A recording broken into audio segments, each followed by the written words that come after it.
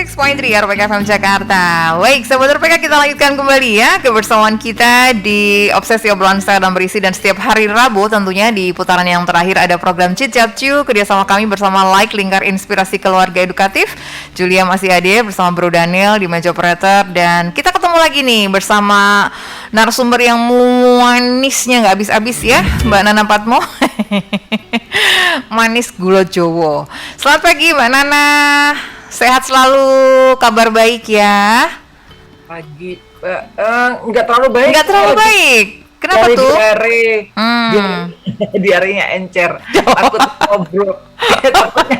Takutnya berceceran di studio. Waduh, iya. Oke, nggak masalah ya. Walaupun nggak datang ke studio, tapi kita masih bisa berkomunikasi. Nah, berkomunikasi nih. Kalau kita ngomong komunikasi gitu, supaya nggak salah persepsi, wah itu skill komunikasi penting ya. Apalagi katanya untuk anak-anak nih Mbak Nana ya. Kalau kita berkomunikasi dengan anak-anak bisa secara efektif, itu juga bisa membantu perkembangannya bisa dengan baik gitu ya, dan bisa bertumbuh pada pribadi yang positif, katanya begitu ya Mbak Nana ya. Nah ini jangan sampai kita tuh tidak bisa berkomunikasi walaupun dengan anak sendiri. Nah ini susah-susah gampang ya Mbak Nana ya. Berkomunikasi. Pernah nggak sih ngerasa maunya kita begini tapi kok anak-anak anggapnya begitu ya gitu.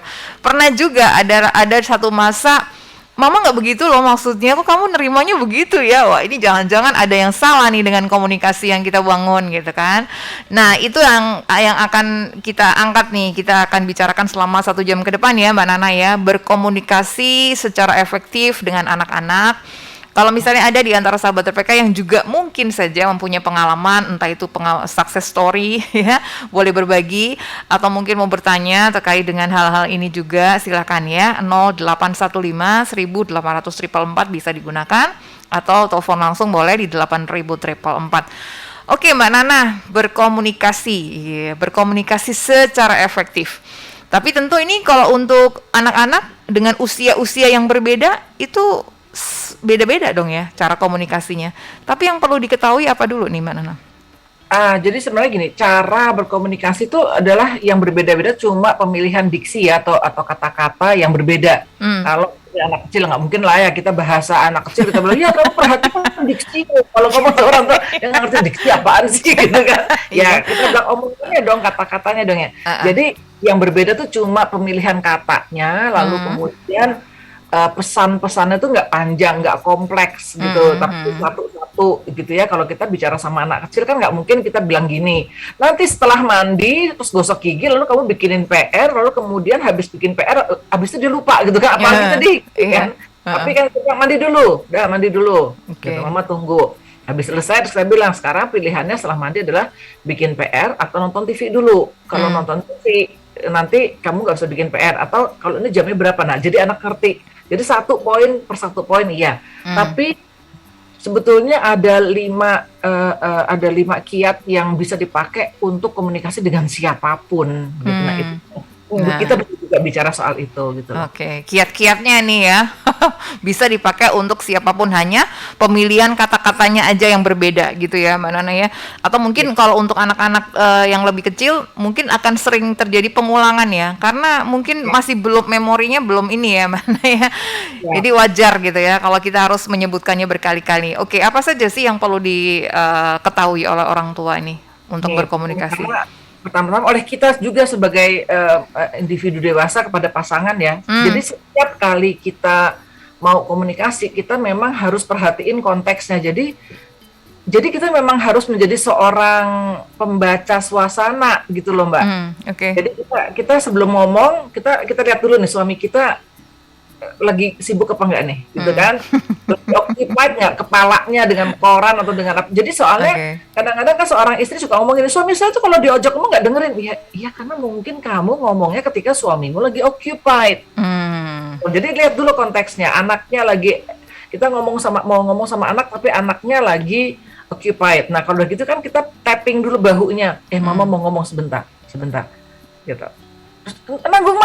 Oh, kalau itu yang terjadi kita back off. Nah itu makanya gunanya kita melihat situasi dulu, karena buat kita yang penting adalah bukan Bukan yang penting mama udah ngomong ya, bukan. Tetapi yang penting adalah anak itu atau orang itu mengerti komunikasi kita, gitu. Pay attention-nya gitu ada ya Mbak Nana ya?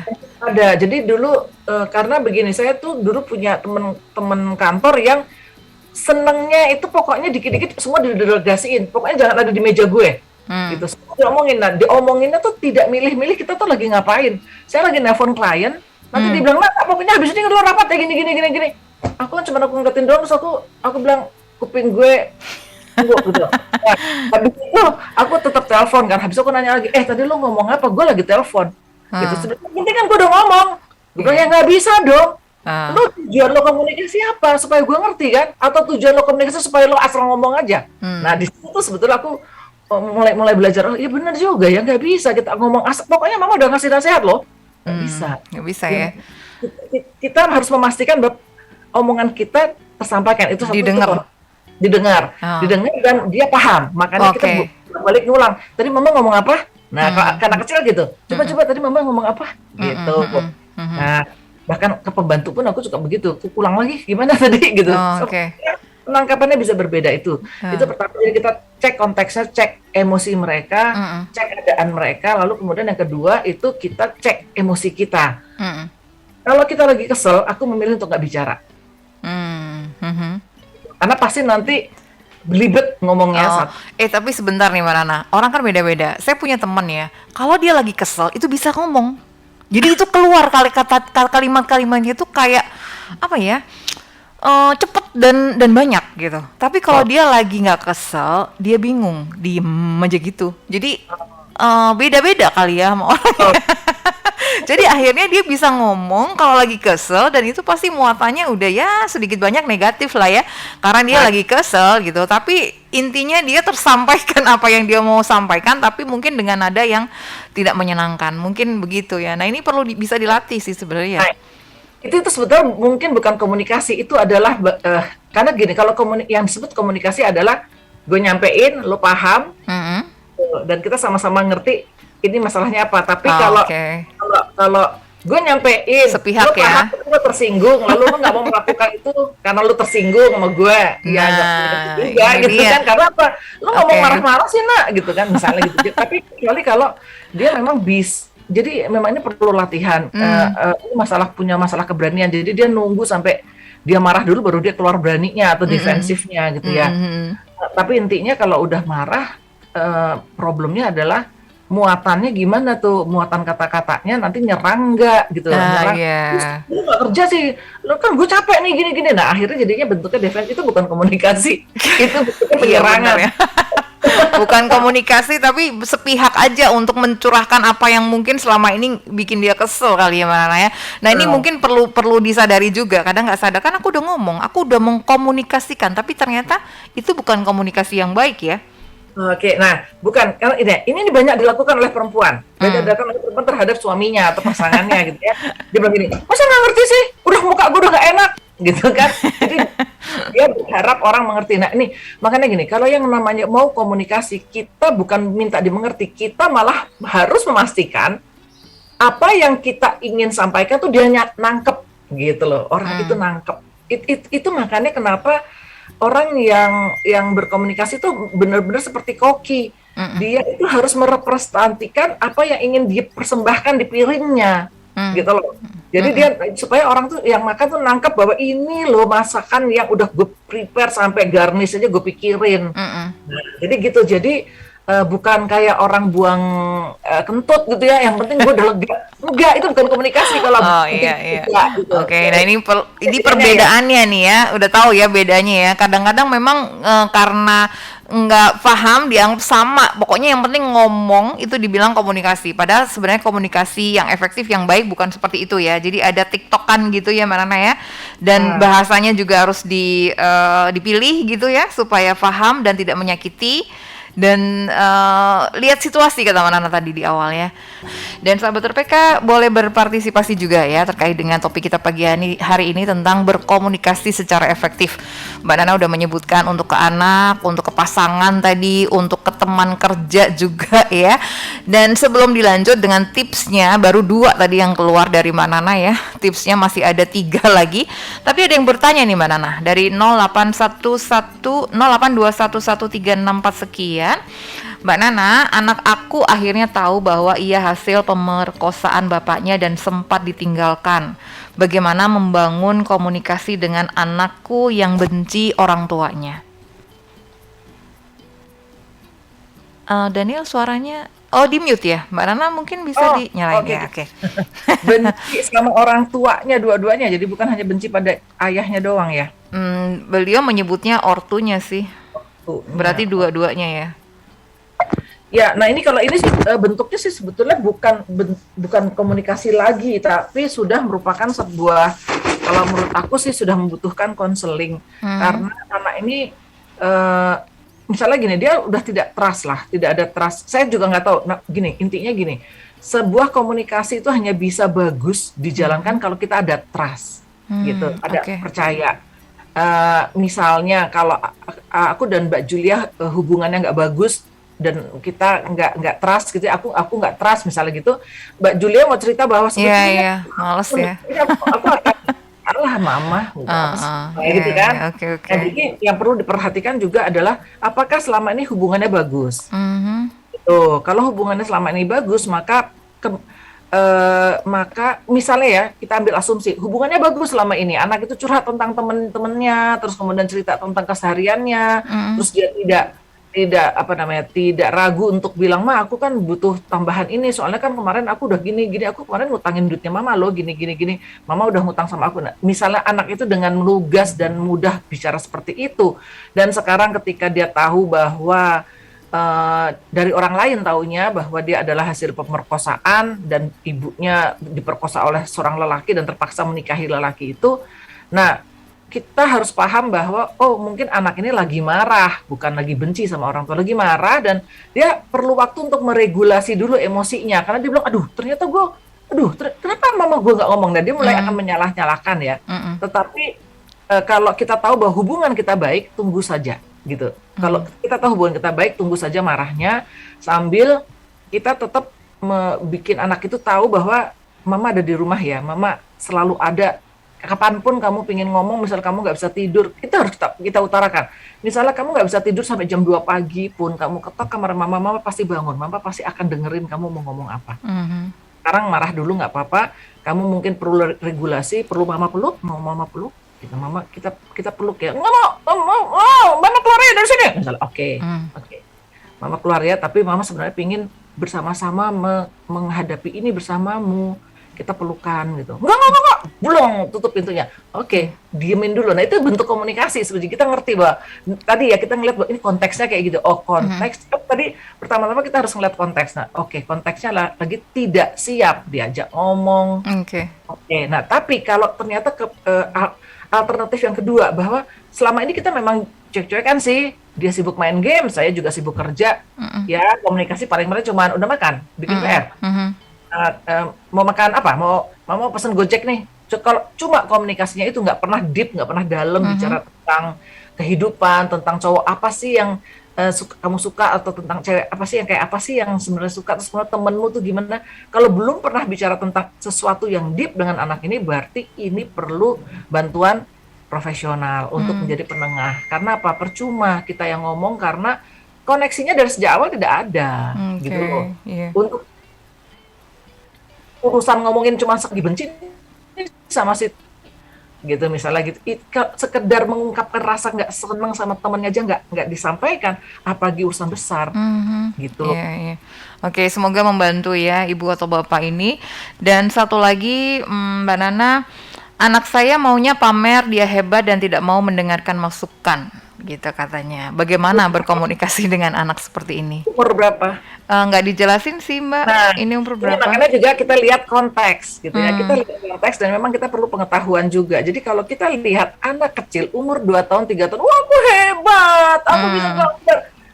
Itu umurnya. Wajar ya?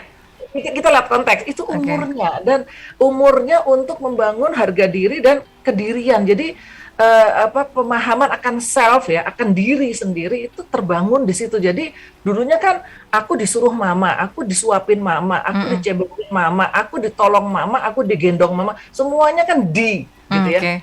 di mama, dibaikin, dimasakin, sekarang dia bisa aku bisa menggambar, aku bisa memakai sepatuku sendiri, aku bisa menulis, aku bisa nya itu lagi terbangun.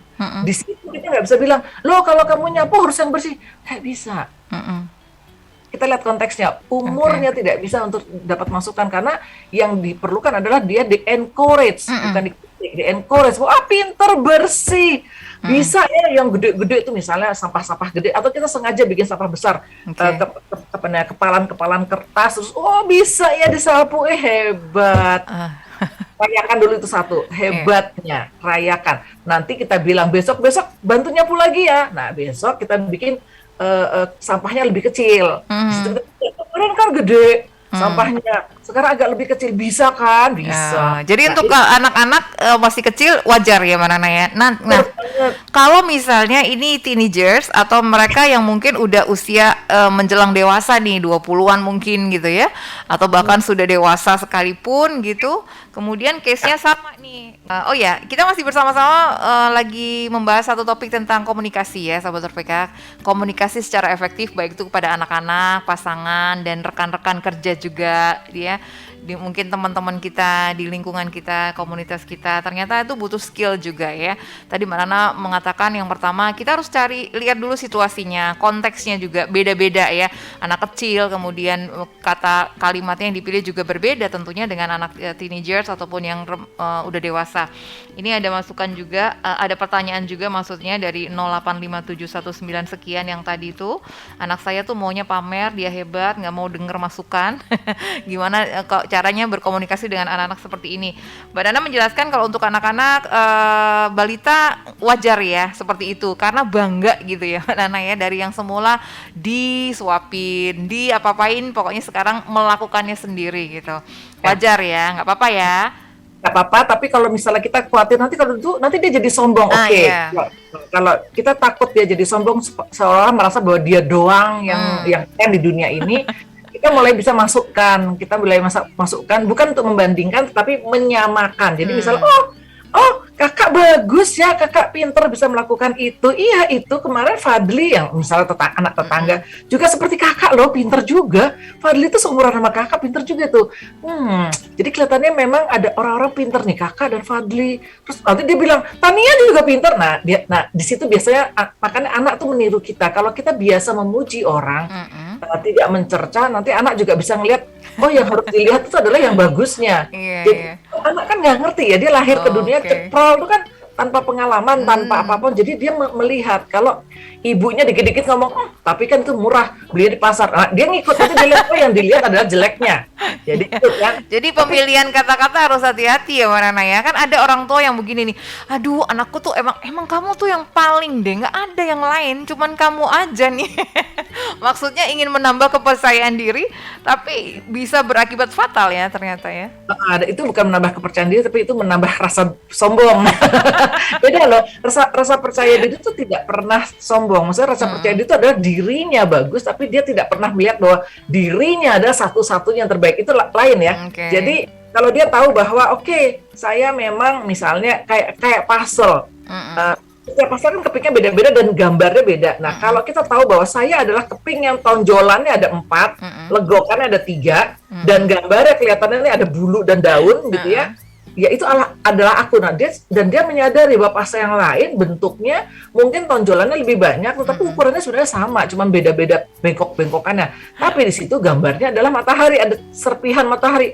Kita akan bisa bilang, oh ya udah itu pasalmu, itu diriku yang ini. Nah, itu percaya diri. Jadi dia tahu siapa dirinya, bahwa dirinya bernilai, tetapi dia tahu bahwa dia bukan satu-satunya.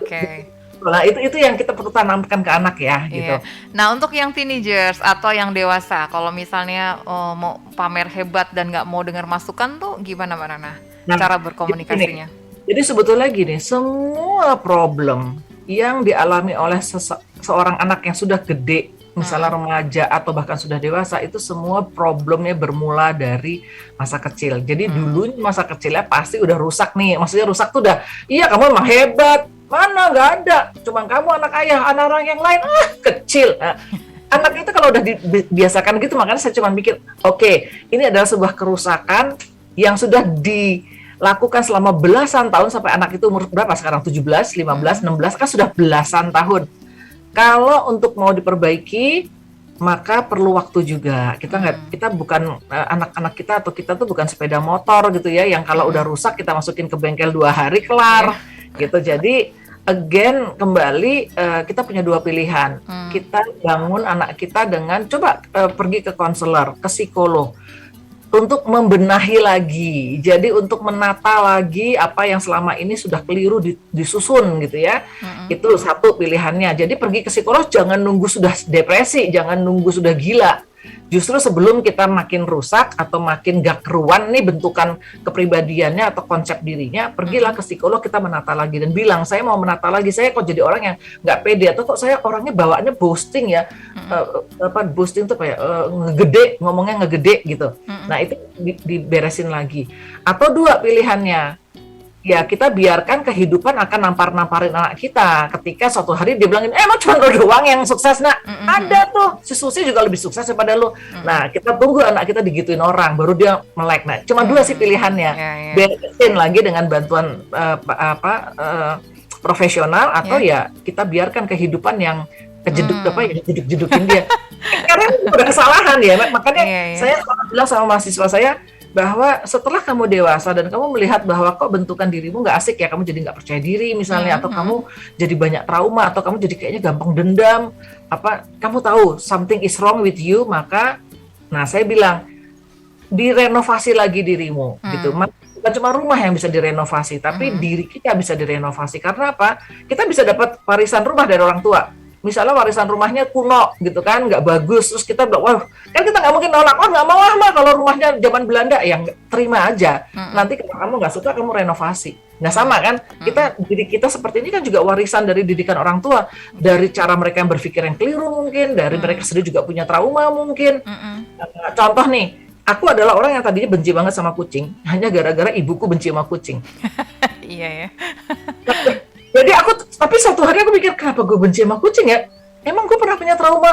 Aku mikir lagi, gila gue punya trauma loh sama kucing, gak pernah dicakar. Jadi terus kemudian something is wrong with me. Aku akhirnya belajar untuk merombak lagi pikiran bahwa gak apa-apa. Dan ternyata sekarang aku jadi penyuka kucing. Maksudnya, jadi bagiku mau anjing, kucing, kadal, nggak masalah gitu loh. Nah ini kan renovasi diri gitu loh. Itu kalau sadar ya untuk kita memperbaiki diri ya Mbak Nana ya. Kalau misalnya butuh bantuan yang tadi itu ya, bantuan psikolog misalnya, atau kalau misalnya itu juga nggak bisa dilakukan, biar dunia saja yang mengajar ya. Nah, karena memang sebetulnya kehidupan itu memang adalah kita hidup itu kan memang untuk bertumbuh ya, untuk bertumbuh dan belajar. Jadi ya biarkan peristiwa-peristiwa kehidupan menumbuhkan kita gitu loh. Nah, peristiwa kehidupan kan bisa ada 2, di jalanan maupun ada di ruang konsultasi kan gitu. Jadi ini mungkin akan menjawab pertanyaan dari Bung Alex Silitonga ya di Sudirman. Selamat siang Mbak Nana, saya mau tanya kenapa anak sekarang kalau nggak dituruti marah, apakah watak keras itu karena kita mendidiknya nggak benar gitu.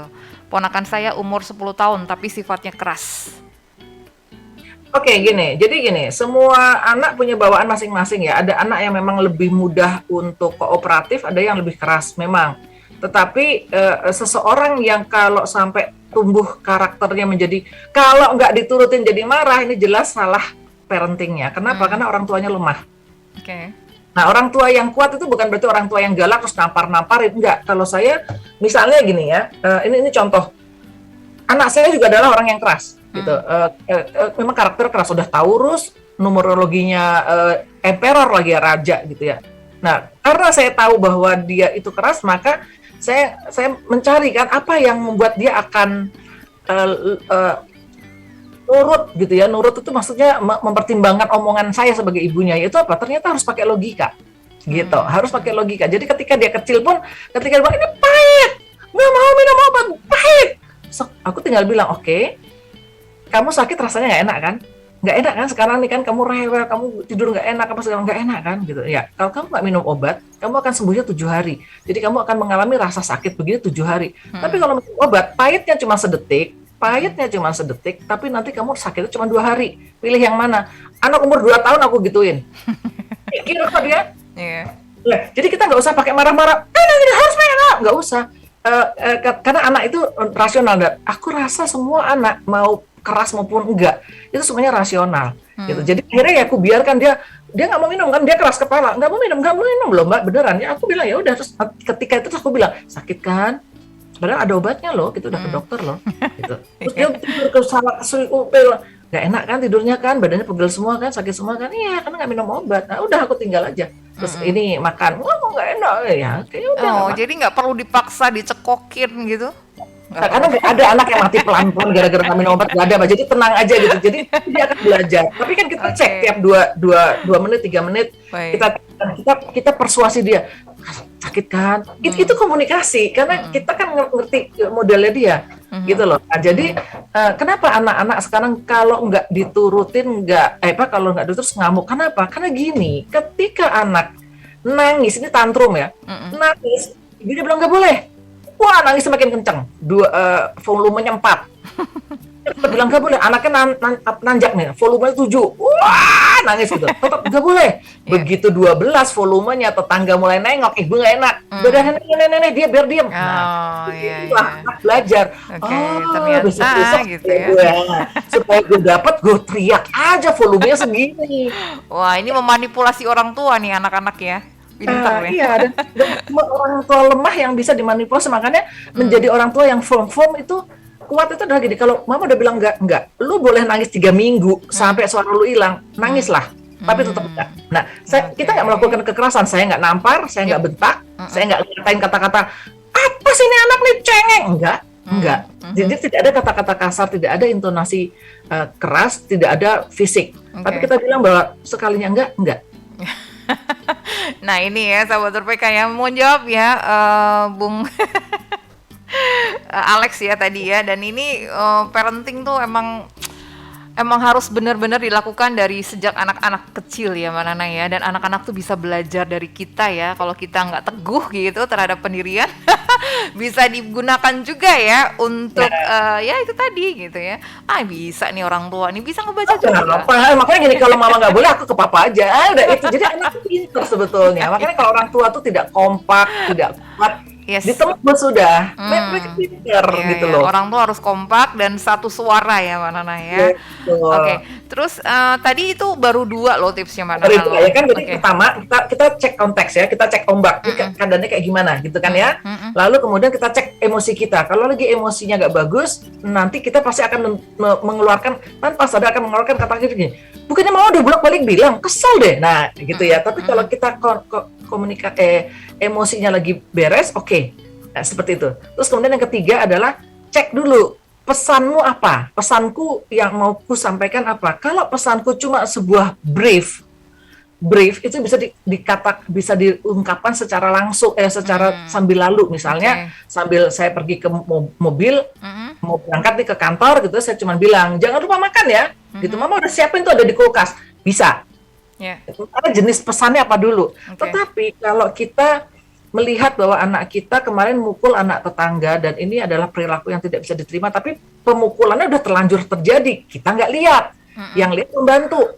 Ini kan harus diomongin, gitu ya. Nah, pesan moral, pesan perilaku ini nggak bisa diomongin sambil dia lagi main game. Kita tunggu, mama pengen ngomong, kemarin kamu mukul orang ya nggak kena, gitu loh. Ya kan, jadi kita lihat pesan kita apa. Kalau ternyata pesan itu urusannya moral, kita tunggu waktu yang tepat tuh biasanya sambil makan, sambil makan nasi, makan somai kalau sore-sore, atau sambil ketika kita jemput mereka ke sekolah atau pulang ke sekolah, gitu ya. Kalau kita naik mobil ya, kalau naik motor agak susah komunikasinya. Atau ketika malam hari. Nah, makanya kalau malam hari, kalau aku gampang malam hari karena aku memang banyak waktu malam, jadi sambil tidur, sambil cerita-cerita. Siapkan sebuah kebiasaan. Aku sama anakku menyiapkan kebiasaan untuk ketika sebelum tidur kita cerita-cerita. Hari ini ngapain gitu. Aku kesel mah hari ini gini-gini. Baru kita masuk. Tadi bukannya kamu berantem ya sama si Jessie ya? Terus gimana tuh? Nah gitu tuh baru masuk. Dan anak tahu karena ini tidak diserang, tidak. Cuma kalau sudah bentuknya sudah bukan moral, tetapi aku melihat bahwa anakku ya, ini perlu, kayaknya dia nggak disiplin, selalu miss nih bikin PR dan selalu miss bangun pagi. Aku ngajak ngomongnya tidak sambil makan, tapi sambil tapi meminta dia untuk rapat. Aku bilang, Mama pengen meeting sama kamu. Ya, ketika sudah remaja, Udah Mama penting pengen tuh meeting ya. sama kamu. Nah, kalau udah meeting langsung, waduh, what about? Kata misalnya Nesa ngomong gitu, what about? Masalah timetable ya, gitu. Oke, nanti sore ya, Ma, aku lagi nggak bikin PR, aku gini ya. Dia sudah tahu bahwa kita meeting. Nah, ketika meeting itulah brainstorming terjadi dan dia bisa nyerang aku nyerang dia. Nah, jadi konteksnya udah jelas nih. Karena kita mau bicara tentang membangun sebuah kebiasaan kerja, bangunnya harus gimana, karena memang lihat itu nggak efektif gini-gini ya. Ini meeting akhirnya gitu loh. Jadi ya, jadi pastinya apa tergantung ya, beda-beda. Tergantung ya. Misinya seperti apa, isi yang mau dikomunikasikan seperti apa. Kalau yang cuman brief bisa sambil lalu sambil makan ya Mbak Nana ya. Kalau lebih penting mungkin bisa juga tuh menyampaikannya mau meeting, mau meeting ya. Jadi udah beda ya, auranya juga beda. Dan memang kalau punya ritual ngobrol gitu menyenangkan ya, lebih mudah ya untuk berkomunikasi ya. Kemudian apa lagi nih tipsnya Mbak Nana? Nah, terus kalau udah ritual gitu kan juga enak nih, sekarang dia ada di Jepang ya, di Tokyo, ritual tiap malam kami masih ada tetap ya, walaupun jarak jauh ya. Nah, jadi dia juga kadang-kadang miss ya, ini beberapa hari miss kan gitu, terus dia bilang, Mama, apa kabar? Dia gitu, sama panjang A-nya, apa kabar? Jadi, karena kalau udah ritual, jadi kayak kita lah Mbak, kalau kita udah terbiasa untuk saat teduh tiap pagi, terus kalau kesibukan nggak sempat dilakukan, pasti kita ada rasa hilang nih, apa sih gitu. Nah, bagusnya itu adalah ritual itu adalah dibuat untuk itu, jadi ada bonding, dan ketika bonding ini nggak ada, kita ngerasa kayak aku kok kangen sama ibuku, kemana ya gitu loh. Iya. Itu mulai ya, memang awalnya susah ya untuk membiasakan kebiasaan itu ya Mbak Nana ya, berat, tapi begitu jadi kebiasaan, kalau nggak dilakukan tuh malah nggak enak ya. Nah ini mungkin juga bisa dilakukan, masing-masing keluarga mempunyai ya, mungkin dalam satu keluarga atau mungkin dalam berdua-duaan gitu ya, ada me time bareng gitu, bisa ya dilakukan ya, supaya lebih memudahkan nanti ada waktu untuk berkomunikasi ya dengan anak-anak. Kemudian apa lagi nih Mbak Nana? Yang keempat itu adalah bagaimana kita mengemasnya. Karena ahli komunikasi dari belahan dunia manapun itu banyak menekankan kata prinsip I message. Jadi message-nya adalah aku gitu. Bukan berarti kita self-centered, enggak, tapi daripada message-nya adalah kamu. Kalau kamu kan berarti gini, Julia kamu salah, kamu gini, kamu nggak benar, kamu itu berarti message-nya adalah kamu. Tapi kalau message-nya adalah aku, orang jadi tidak merasa diserang. Misalnya aku bisa bilang bahwa Mbak Julia, aku kok ngerasa kayak ini ya, kalau kita jalan-jalan tuh kok sampai suasana nggak enak gitu. Kita pada nanya, are you okay? Nah baru gitu, baru okay. Kita dulu ya ngebahasnya ya, supaya nggak kayak seolah-olah menyerang kita ya. Terus lagi bete ya gitu. Tapi kalau kita, lo kenapa sih lo lagi bete gitu? Kita nanyanya ramah, lo lagi bete? Orang langsung enggak, gitu kan? Langsung ya self defense keluar ya. Gitu. Jadi, terus kemudian kita bilang, misalnya gini, kok Mama lihat akhir-akhir ini kamu jadi jarang bikin PR ya? Atau memang lagi nggak ada PR? Nah gitu kan, jadi bilangnya ada kita lihat gitu. Nanti habis itu dia bisa, kalau namanya anak remaja, Mama aja kali nggak lihat, orang aku bikin PR di kamar. Oh oke. Gitu, enak kan? Gitu. Tapi kalau kamu nggak bikin PR ya, itu udah rasanya kayak nuduh gitu ya langsung ya. Yang terakhir Mbak. Yang terakhir tuh adalah di sini adalah active listening. Active listening itu adalah ketika kita bicara sama dia, kita memang benar-benar hadir. Jadi jangan cuman kita sambil pegang handphone. Active listening. Eye contact ya ada ya. Eye contact, kita hadir di situ. Hadir itu dalam arti jangan pikiran kita kemana-mana. Karena kan kelihatan ya.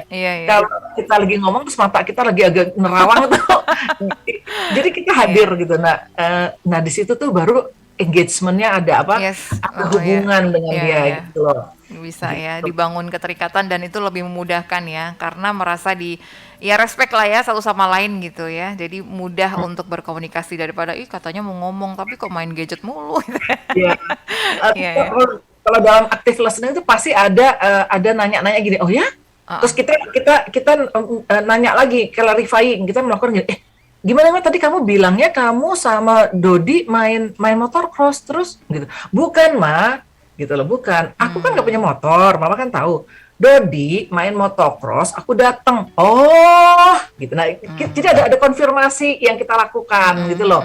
Nah, itu bisa membuat orang jadi tahu bahwa, oh kita dengerin gitu. Oke, dan agak susah mungkin karena kita tuh orang tua ya, ngerasa paling bener gitu. Jadi kayak intonasinya tuh seperti kayak, ini loh Mbak, Ya. biasanya kita, I know gitu ya, saya tahu lebih baik daripada kamu gitu kan, ada semacam itu ada di orang tua. Yang itu Nah, ngilanginnya gimana Mbak? nah, itu makanya kenapa kan aku selalu bilang dalam tulisan-tulisanku gitu ya bahwa jadi orang tua tuh kita udah harus selesai dulu loh Mbak. Hmm, Kita harus selesai dulu dengan ego kita dan sok taunya kita. Meskipun kita pura-pura, jadi gini, intinya kan kita itu mesti, kita tuh lagi menumbuhkan seseorang yang masih muda ya, jiwa anak kecil yang masih kecil nih.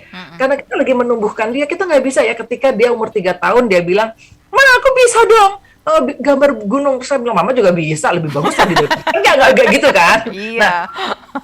coba sikap ngomong kita ini tetap tetap sebagus itu bahkan terhadap remaja. Misalnya dibilang gini, "Mama masih payah generasi Facebook, TikTok tuh lebih bener." Kita mesti ngomong dia seperti kayak dia masih kecil. Oh ya gimana gimana, gitu loh. Iya, iya. Sama kan kayak kayak kita ngomong anak kecil, tapi ini sekarang udah lebih dewasa, kita ada respect-nya, tapi Oke. modelnya sama, bahwa Pak, kita membiarkan dia tumbuh, bukan kita overshadow dia, kita kayak beringin dia jadinya kecil, enggak, kita malah biarkan dia tumbuh, kita menjauh supaya sinar matahari nggak menghalangi gitu ya. Jadi kita gimana ajarin mama. Ah, mama bakal nggak tahu deh. Ya. Iya, tahu, mama nggak akan tahu memang karena ini teknologi bukan teknologi generasi mama. Oke. Ajarin dong gitu. Nah, Iya, iya. jadi seperti itu. Kita memang harus merendah, Iya. tapi kita pede gimana ya? Orang sudah selesai itu, hanya orang yang sudah selesai yang bisa rendah hati loh. Iya, iya, iya. Wah, ini masukan yang luar biasa ya. Bukan berarti orang tua tahu segalanya, apalagi di zaman teknologi kita malah ketinggalan jauh ya dibandingkan anak-anak.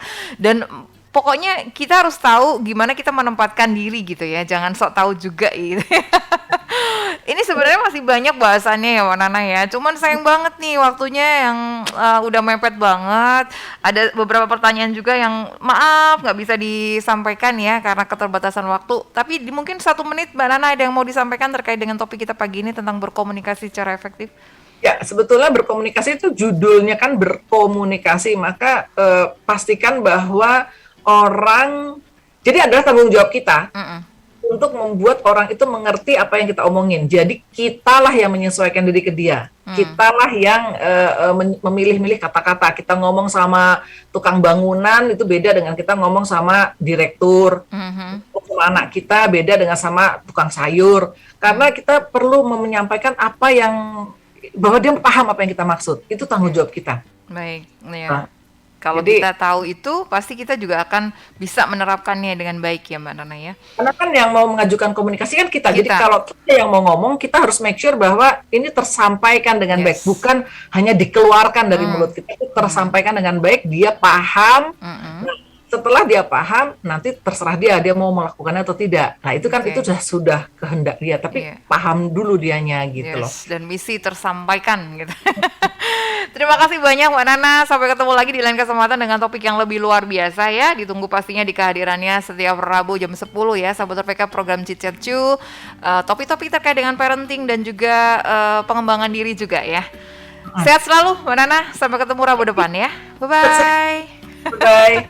Baik Sobat RPK, kami akhiri saja program Cicet Cu kita kali ini kerjasama kami bersama Like, Lingkar Inspirasi Keluarga Edukatif, Julia undur diri dan selamat mengikuti acara kami selanjutnya. Selamat siang dan sampai jumpa.